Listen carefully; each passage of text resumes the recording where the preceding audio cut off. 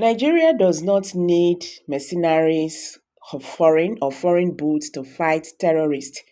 We just need modern equipment, Defense Chief Musa to Tinubu. They have started again. Taku, the former chief of army staff, that was how he embezzled all the money that was given to him to provide equipment to fight, these bandits. I can now understand that these people are actually making money from it. You know how to get these people, you know how to stop all these things.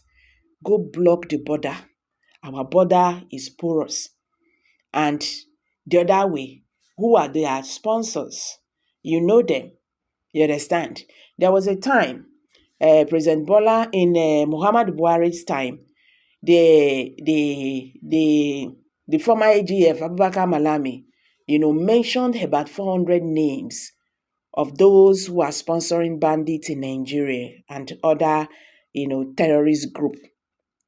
Where are the names today? He said they cannot name them, they cannot shame them, they can only do investigation secretly and see how it goes. So how have they punished these people who they found out that they are involved in the fight of insecurity? Nigeria have wasted so much money, billions of dollars in the fight of this insecurity. How can we be fighting ourselves? A war that we have been for over 20 years. So this matter now don't turn war without end. Who is fighting who? The Chief of Defense Staff, General Christopher Musa, has told the President Bola Tinubu-led government to provide the military with modern equipment and weapons to fight the growing insurgents in the country. Musa said this on Friday during an interview on Arise News channel, while ruling out the need for mercenaries to support the armed forces of Nigeria in the fight against criminal groups in the country. He revealed that the Nigerian military had started assembling its own armored personnel carriers, APC. He also pointed out that Nigeria was stabilizing the West Africa sub-region and the Sahel as it had always done. The CDS said, "We don't need mercenary fighters. We don't need any foreign boots on our soil." And that was why it was not even being thought out. We don't have a foreign military base in Nigeria. We have the capacity to wage the war. We are training together. All we need is to get the equipment that we are fighting with. The ongoing war has also helped us to build the capacity to also produce our own armament. I just came in from Jaji this morning. We are now producing and assembling our own armored personnel carrier before we start full production. We believe that if we are able to get these things right, we will be able to do the right thing. We don't need external help. Remember that we stabilize Liberia, Sierra Leone, and other West African nations, so we can still do the same thing here.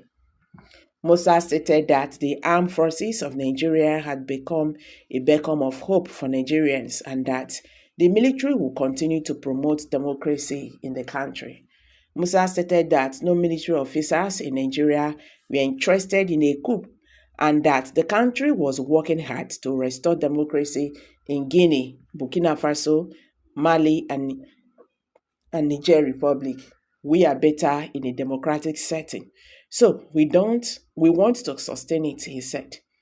Musa noted that the military was rising to the occasion, stressing that though the nation's armed forces are trained in conventional warfare, they have adjusted to the asymmetric nature of insurgent tactics. We are used to fighting countries, but now we have to deal with enemy within, and that becomes very difficult because the enemy understand that we are subjected to human rights and other international legal instruments governing armed conflicts, he said. So guys, when I don't hear so, he has calculated how many billions he will make from the purchase of the modern equipment. All these are scams to fight terrorists. First, close the border for flow of both the manpower and resources they use for their operations. Then trace and block their financial sources. Be ready to remove religious sentiment on it. Most of the northern elites sponsor terrorism directly or indirectly. Provide modern equipment today, and tomorrow you see them in the hands of terrorists. You guys, sincerity, honor-based, mind and non-political approach, that is what you need. They continue using soldiers' life to play hide and seek. No business booming in Nigeria like fight against these bandits and other northern freedom fighters. Very lucrative business for governments and armed chiefs. Those of you hoping that insecurity will stop one day are daydreaming. Wickedness of politicians in Nigeria have gone beyond imagination. So guys, what's your take on this? Please, let's hear from you.